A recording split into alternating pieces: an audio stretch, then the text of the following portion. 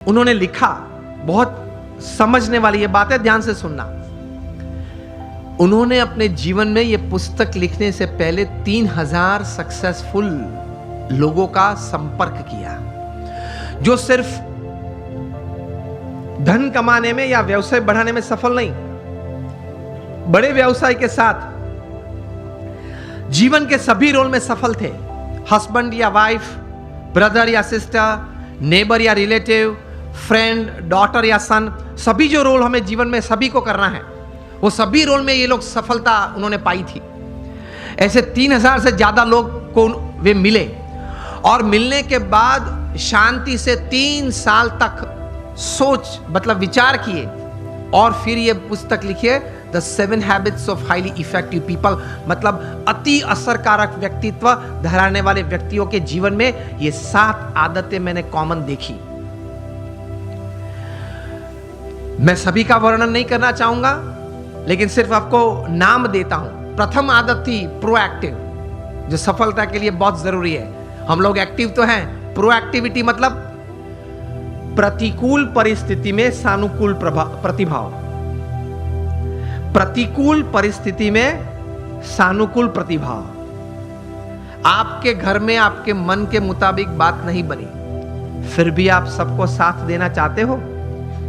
आप जो ट्रस्ट में हो, जो संस्था में हो, जिसमें आपका प्रोजेक्ट, आपका विचार अच्छे थे, लेकिन सर्वानुमत से वो स्वीकार नहीं किया गया और किसी और का विचार स्वीकार किया गया, फिर भी आप इतने उत्साह से उस प्रोजेक्ट में अपने आप को वो सेवा में जोड़ सकते हो। ये बोलते हैं प्रतिकूल परिस्थिति में सानुकूल प्रतिभाव। आपका किसी ने अपमान किया, फिर उस वक्त आप स्थिर रह सकते हो। ये सफलता के लिए बहुत जरूरी है। कोई बड़ी आपत्ति आपके जीवन में आ गई, a setback, a failure is part of life, लेकिन उस वक्त आप स्थिर रहे। आपने जो विचार या उस वक्त जो एक्शंस बताए वो नीति नियम के अनुसार थे या गैर रीति में आप चले गए। प्रतिकूल परिस्थिति में सानुकूल प्रतिभाव। किसी ने चांटा मारा, फिर भी आप हंस रहे, हंस सकते हैं।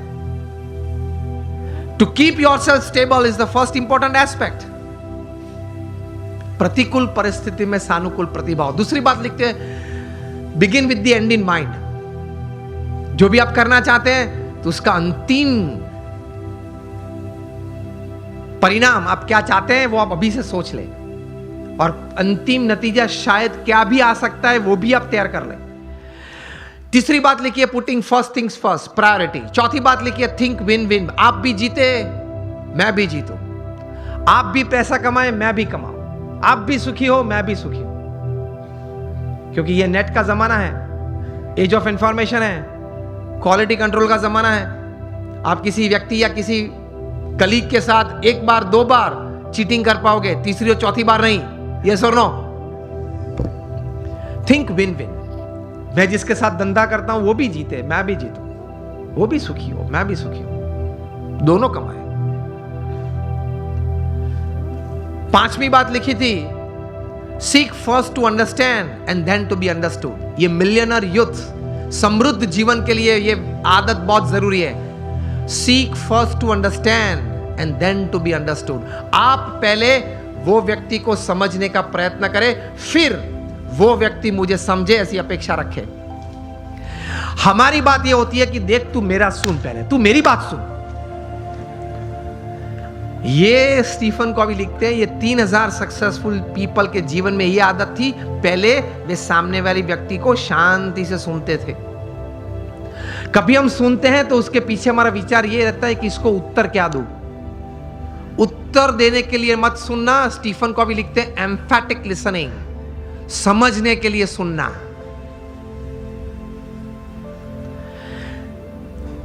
पांच आदतें हुई। 6th लिखते हैं, सिनर्जी। एनर्जी तो हम सब समझते हैं, मतलब आगे ऐसा लगता है। सिनर्जी मतलब 2 या 2 से ज्यादा व्यक्ति जब साथ में आते हैं, कुछ काम करने का निर्णय लेते हैं, काम करना शुरू करते हैं, मतभेद हो जाते हैं, कभी मनभेद भी हो जाते हैं, फिर भी साथ रहने का निश्चय करते हैं, साथ रहते हैं और चर्चा करते हैं, कॉमन मिनिमम प्रोग्राम डिसाइड करते हैं, कॉमन मिनिमम प्रोग्राम के लिए अपनी एनर्जी रिसोर्सेज अंदर डालते हैं, एक परिणाम पैदा करते हैं और परिणाम का आनंद लेते हैं, उसी आनंद में दूसरा काम करने का तैयार करते हैं, उसको सिनर्जी बोलते हैं। ये सिनर्जी के साथ काम करना वो आपको समृद्ध बनाएगा। लेकिन हमारी विचारधारा और आदत ऐसी है, 1 इंडियन इक्वल टू 3 जापानीज। एक भारतीय, उसमें इतनी ताकत होती है, 3 जापानीज जो काम कर सकते हैं वो एक भारतीय कर सकता है। 1 Indian equal to 3 Japanese, 2 Indians equal to 1 Japanese. अब पता चला, जब 2 भारतीय साथ में आते हैं ना, तब सम टूटता है। मेरे हिसाब से करना है, वो बोले मेरे हिसाब से करना है, तो फिर दोनों की शक्ति साथ में आती है तो भी कितनी बन जाती है, एक जापानीज जैसी। And 3 Indians equal to 0। 3 साथ में आ जाते हैं तो 0 बन जाता है। मुझे तो अभी कहा गया कि सब यहां जो आपकी टीम है जीतो की और ये ऑर्गेनाइजेशन के, सब कई बार बात करते थे, सब जब पीछे बैठे थे, बहुत सम से बहुत अच्छी टीम बनी है और बहुत अच्छा कार्य कर रहे हैं। बोल रहे थे कि सब यहां देने आए हैं, निस्वार्थ भाव से सेवा करने आए हैं। तो ये एक भावना है तो ही इतना बड़ा काम होता है, वरना कैसे होता है। और 7th हैबिट लिखते हैं, शार्पन योर सॉ। मतलब आपको अगर if you want to cut a tree by a saw, तो you have to sharpen it. तो your saw, your physical saw, you have to keep exercises, mental saw, you have to keep good reading and thinking good. Your emotional saw, that is you have to have the right type of feelings, and your spiritual saw. इसमें Stephen Covey लिखते हैं कि connect with your creator through prayers every day. आप अपने सर्जनहार के साथ संबंध नित्य रखना प्रार्थना के रूप से। ये 3000 सफल व्यक्ति के जीवन में उन्होंने भगवान के प्रति श्रद्धा दृढ़ देखी। ये सफलता का बहुत बड़ा कारण है, क्योंकि जीवन में ऐसे प्रसंग बनेंगे जब आपके मोबाइल में 500 नंबर होंगे, किसको फोन करूं वो प्रश्न आ जाएगा।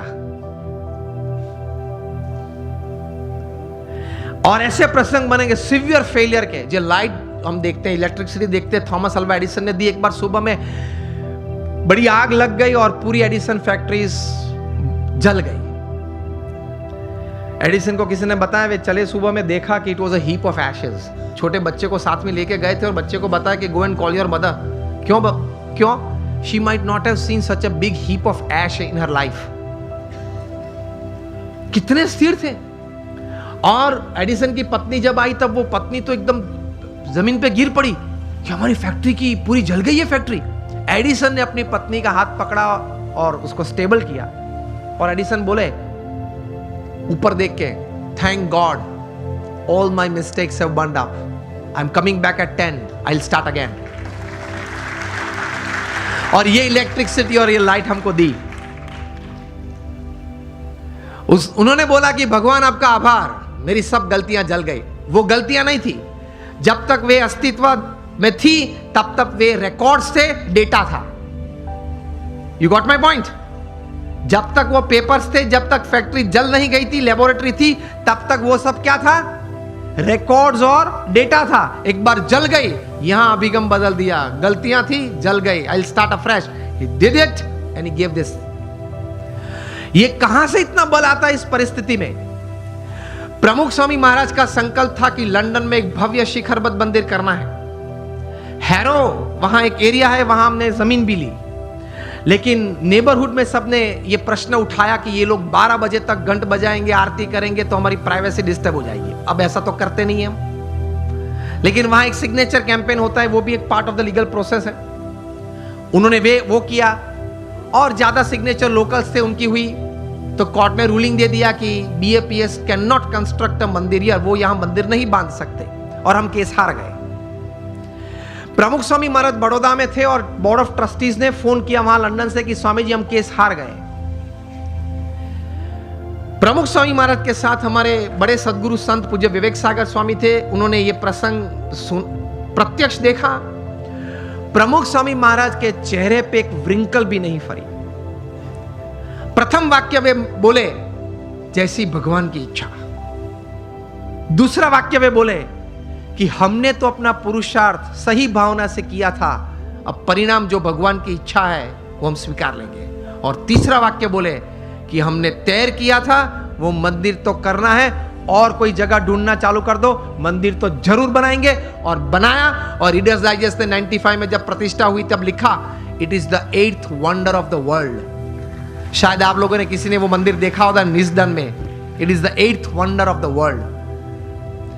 तो ऐसे महापुरुषों के जीवन में से ये बात सफलता के लिए सीखनी है। जब सेटबैक आए जीवन में, कोई फेलियर आए, कोई ऐसी परिस्थिति खड़ी हो जाए, तब ये इंट्रोस्पेक्शन करना कि मैंने अपनी बुद्धि के अनुसार पूरा पुरुषार्थ किया था, हां, तो अब भगवान की इच्छा, जो परिणाम आए वो मुझे स्वीकार है, लेकिन अब जो परिस्थिति है उससे बाहर निकलना है, और जो तैर किया वो करना तो है ही। स्टीव जॉब्स को भी एप्पल में से निकाला गया था, पिक्सर चालू किया था, वापस एप्पल में लिया, और वापस वहां से बोर्ड में आए, वहां से सीईओ बने, और क्या कुछ नहीं दिया। आईफोन दिया, आईपैड दिया, आईपॉड दिया, आईक्लाउड दिया। It is a $1400 billion revenue company, which is more than the GDP of 90% of the Nations upon this earth. और हर सेकंड में 11 आईफोन बिकते हैं, और जितने पृथ्वी पे आईफोन बिके हैं वो सब आप एक जगह पे इकट्ठा कर दो तो it will be higher than the Eiffel tower in Paris.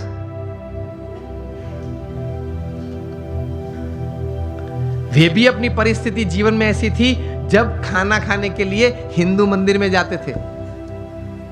Steve jobs, यही नाम का जीवन चरित्र उनके बचपन के मित्र एरिक्सन और निक बिल्टन ने लिखा है, उसमें यह बात लिखी है। तो ऐसी परिस्थिति आ जाए जब स्थिर रहना, स्वीकार लेना, भगवान में श्रद्धा रखना, थोड़ा आत्मविश्वास रखना, थोड़ा समय जाने देना, पुरुषार्थ करते रहना, बाहर निकल आते हैं।